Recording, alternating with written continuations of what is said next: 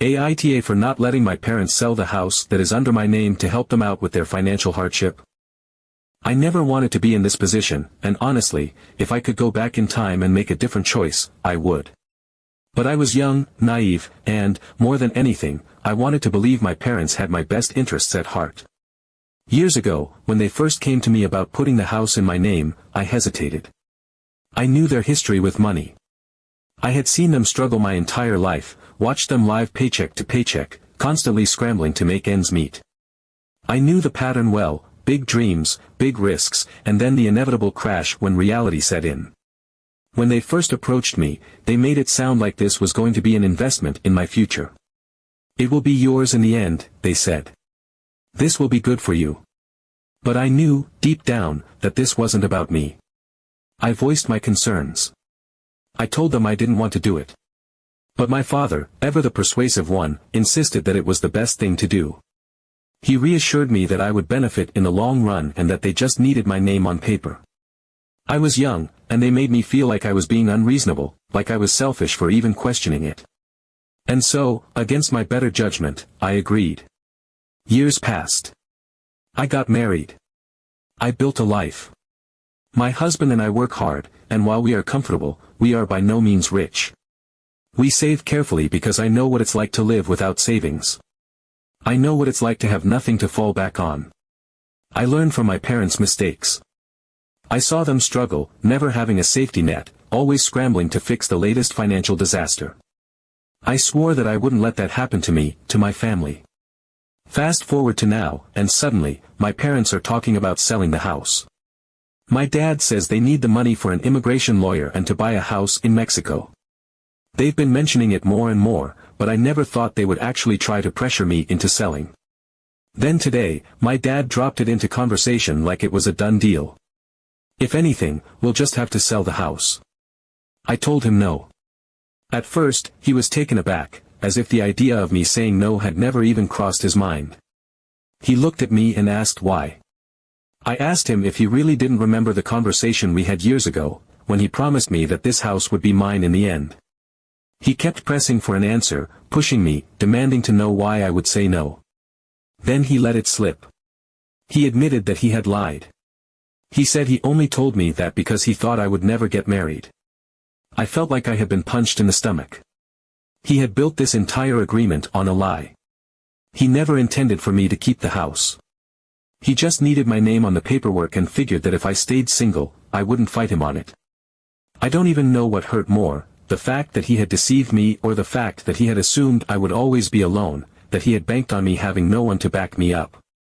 The conversation spiraled from there. He started yelling, saying I was selfish, that I was only thinking of myself. He said I had a good life now, that I was comfortable, while they were struggling.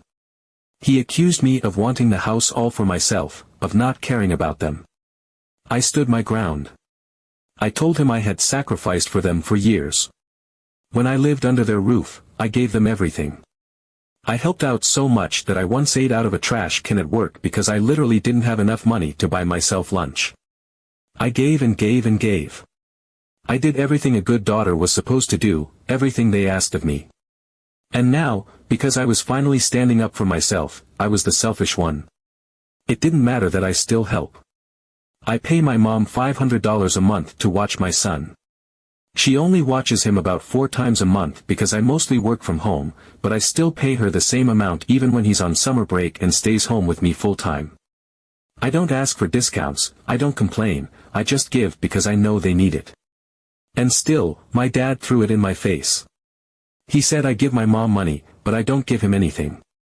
He wanted me to at least give him $100 to help with the lawyer. Never mind the fact that I've given him money before, many times, and never once asked for it back. Never mind the fact that I have been helping them financially in one way or another for years. It's never enough. It will never be enough. I don't want to sell the house because I know what it could mean for my family. This isn't about greed. It's about security. It's about finally having something stable, something that I worked for, something that was supposed to be mine. And yet, my father still sees it as his to take. I don't know where we go from here. I don't know how to fix this. All I know is that I'm done being the one who sacrifices while everyone else takes. I did my part. I gave until I had nothing left. And now, when I finally have something of my own, I refuse to let it be taken from me. So, am I the asshole? Update 1. I wish I could say my father dropped the issue after our argument, but of course, he didn't. He never did. My parents had never been the type to accept no as an answer, not when they believed they were owed something. And in their minds, they were always owed something. If one tactic failed, they would simply switch to another, as if wearing me down through sheer persistence would eventually get them what they wanted. They had always operated this way, pushing, prodding, testing my limits, seeing just how far they could go before I finally caved. And for most of my life, I had caved.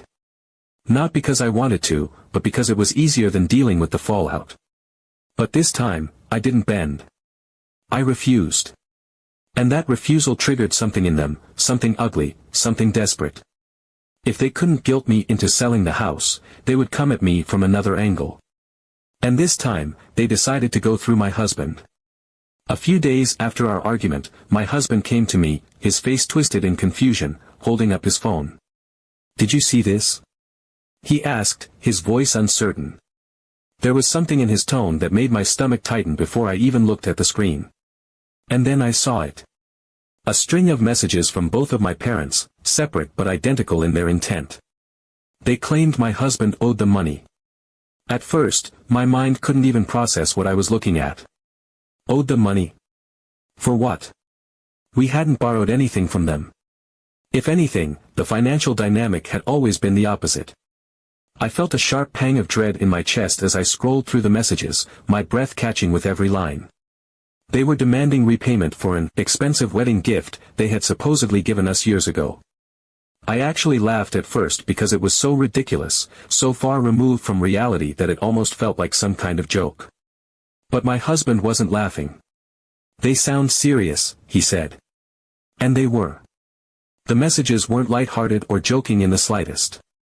They were long, winding texts, filled with guilt-tripping, veiled threats, and a heavy dose of entitlement. My father, ever the master manipulator, had written that since we had refused to sell the house, the least we could do was pay them back for all the help they had given us over the years. Help. That word made my blood boil. As if I hadn't spent years sacrificing for them. As if I hadn't gone without food just so they could pay their bills. As if I hadn't given my mother money every single month for childcare, despite the fact that she barely even watched my son. As if I hadn't, time and time again, put their needs above my own. None of that mattered now. The only thing that mattered to them was that I had finally dared to put my foot down. And they didn't like that. My mother's message was just as bad, if not worse. She wrote about how unfair it was that my husband and I were stable while they were struggling. How we could afford it. How it was only right that we helped, considering we had benefited from their generosity. Their generosity. The sheer audacity of it made my vision blur with rage. They were rewriting history, twisting reality to fit whatever narrative benefited them in the moment. They were acting as if they had graciously and selflessly given us something monumental, when in reality, I had been the one supporting them for years. I had given so much, too much, and now, instead of gratitude, I was being billed for it. I didn't even know how to respond.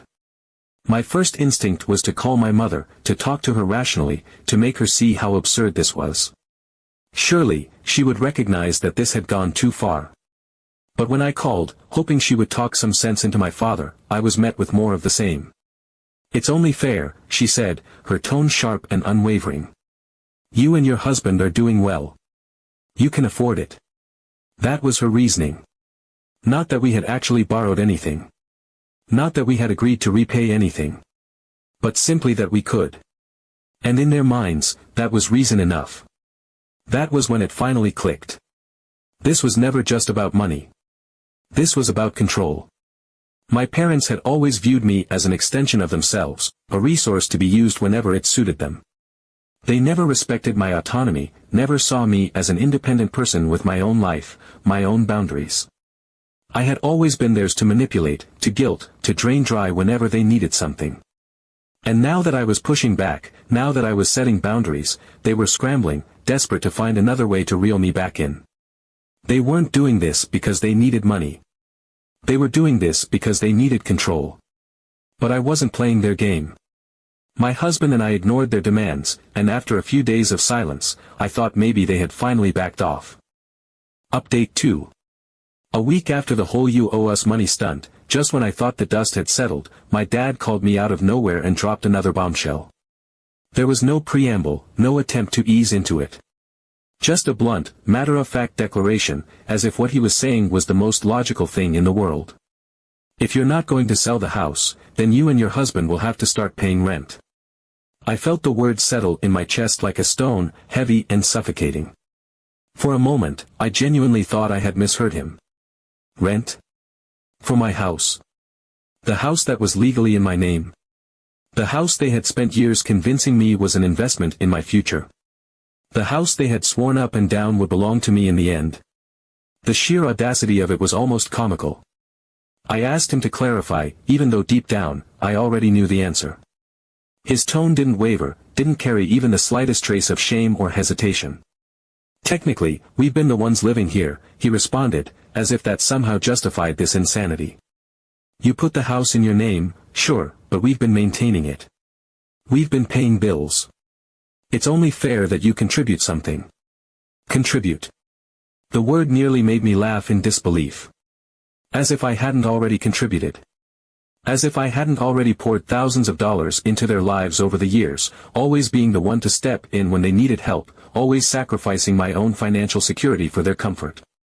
As if I didn't still, to this day, pay my mother every single month for babysitting, even when she wasn't actually watching my son. As if I hadn't spent years living paycheck to paycheck, depriving myself of even the smallest luxuries so they wouldn't have to struggle. As if I hadn't, at one point, eaten out of a trash can just to make sure they had enough. As if I hadn't already done more for them than they had ever done for me. But of course, none of that mattered. It never did. This wasn't about fairness. It wasn't about logic. It was about control. It was about squeezing every last drop out of me until there was nothing left to take. They weren't asking me to contribute because they needed the money. They were asking me to contribute because they expected it. Because they believed they were entitled to it. Because they had convinced themselves that any financial stability I had was something I owed to them. And now that I was finally putting up boundaries, they were scrambling, desperate to find another way to keep their grip on me. It was so calculated, so deliberate. That was what made my stomach turn.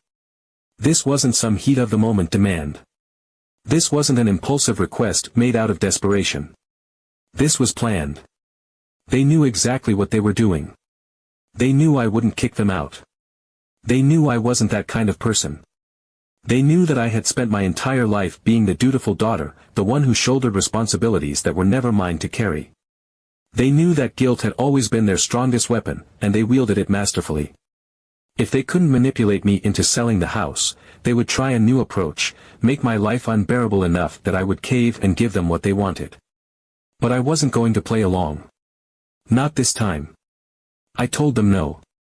I wasn't paying rent for my own house. I wasn't handing over money just because they had decided they were entitled to it. I wasn't going to be their cash cow any longer. And just like before, the moment my father realized I wasn't going to comply, the manipulation turned to rage. He accused me of being selfish, of being ungrateful, of taking advantage of them. He painted me as a heartless daughter who wanted to see her own parents homeless. After everything we've done for you, he spat, as if that single sentence could erase all the times I had sacrificed my own well-being for theirs. As if it could erase all the ways I had given until I had nothing left. As if it would break me the way it used to. But it didn't. I was done being broken by them. I told him if he truly believed he had a legal claim, he was welcome to take me to court.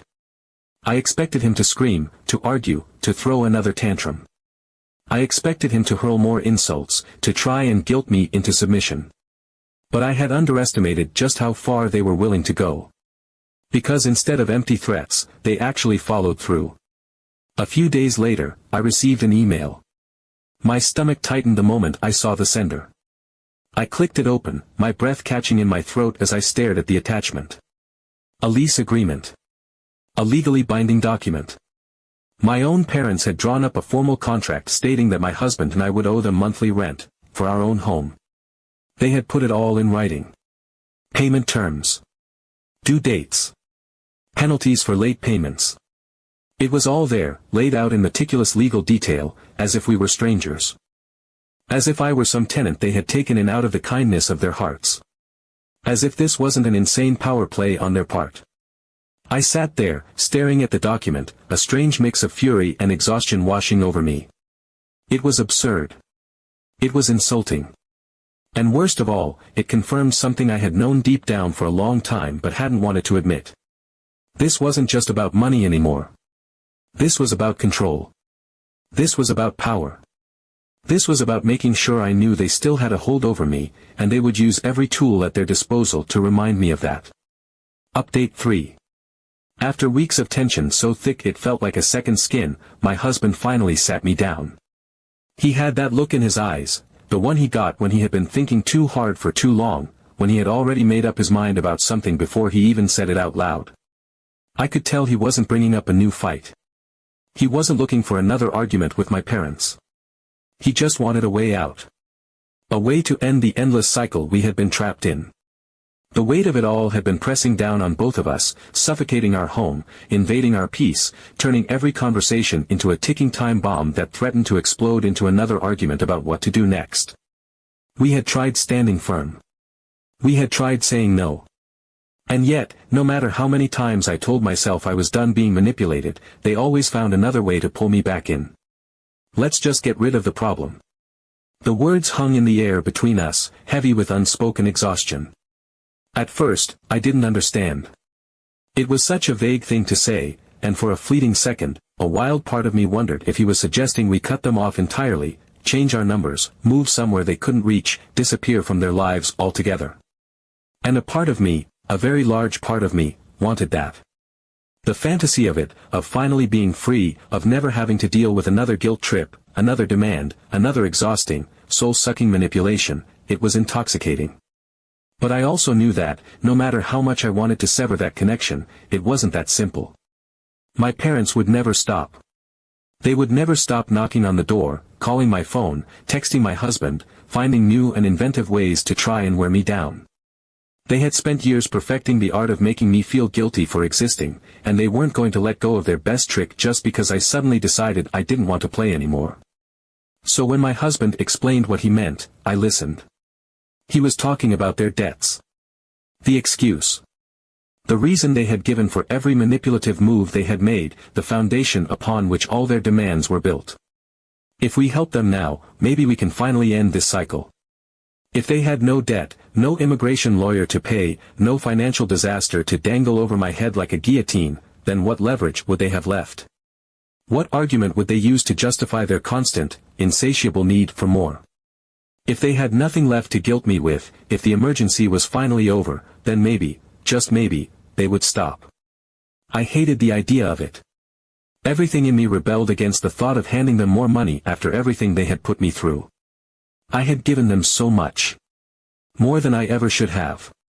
And I knew, that this was exactly what they wanted. That this was the endgame they had been pushing for from the beginning. And yet, what choice did I have? If I refused, they would never let it go. They would hold it over me forever, twisting and turning it until I was the villain in their story, the selfish daughter who abandoned them when they needed help the most. And as much as I wanted to believe I didn't care, as much as I wanted to say I was past letting them manipulate me, I knew deep down that their words still held power over me. That no matter how much I wanted to be free of them, part of me would always be shackled to the past, to the version of myself who had spent her whole life needing their approval. So we made them an offer. We would give them enough money to cover the immigration lawyer, to settle their debts, to finally climb out of the hole they had dug for themselves. But in return, they had to drop the rent demand. No more talks about leases, no more threats about making us pay to live in our own home. And most importantly, they had to stop trying to manipulate us for money. No more sudden emergencies, no more sob stories meant to pry open my wallet. This was a one-time deal. A final chance for them to prove that they could take what was given and let it be enough. They agreed immediately. Of course they did. The second they knew they were getting what they wanted, all the guilt trips, all the accusations of selfishness, all the dramatic declarations of how much I had wronged them, gone. Like they had never even happened. It was as if someone had flipped a switch. My dad, who had screamed at me just weeks before about how ungrateful I was, now spoke to me with warmth. My mom, who had all but declared me an enemy for daring to keep my own house, suddenly softened, telling me how much she appreciated everything I had done for them. And for a little while, things were peaceful. There were no phone calls, no veiled threats, no sudden emergencies that required my immediate financial assistance. My dad even thanked us, something I could count on one hand the number of times he had done in my entire life. My mom said they were relieved, that they felt like they could finally breathe again. I could see it in them, the way their shoulders weren't so tense, the way they stopped speaking about the future like it was some looming disaster waiting to consume them. It was the quietest our relationship had been in years. And I let myself believe, against all my better judgment, that this really was the end of it. That I had finally broken the cycle. That for the first time in years, the power struggle between us was over. But then, a few weeks later, my dad made an offhand comment over dinner that sent a chill down my spine. We had gone to visit them, something I had convinced myself was a good idea now that things had settled. We sat around the table, the tension of the last few months seemingly gone, the conversation light, almost normal. And then, as he reached for another bite of food, he said it. You know, we could always bring back the rent if you two start acting up again. Just something to keep in mind. I nearly choked. My husband, who had been quietly listening up until that point, reached under the table and squeezed my hand. He had heard it too. It wasn't a joke. He said it with the same casual tone someone might use to remind a guest to take an umbrella because it might rain later. Like it was just a fact. Like it was inevitable. Like it was always going to be there, lurking in the background, waiting to be used the moment we did something they didn't like. That was when it hit me. They had won this round, and they knew it. They had proof now, proof that if they pushed hard enough, manipulated me long enough, backed me into a corner far enough, I would break. That I would give in. That I would pay. They had actual, tangible evidence that their tactics worked. So no, the problem isn't solved. Not really. The debts may be gone, but the dynamic hasn't changed. Because as long as my parents see me as a financial safety net, as long as they believe they have some kind of leverage over me, this will never truly be over. The only difference now is that I see them clearly for who they are. If they want to repeat something like this, I won't listen to them.